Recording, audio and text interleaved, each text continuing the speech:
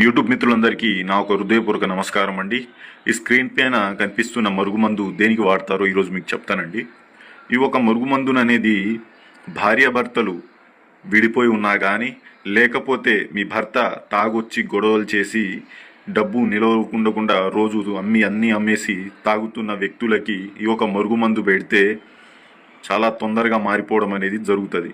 ఇంకా తాగుడు మానేయడం కూడా జరుగుతుంది.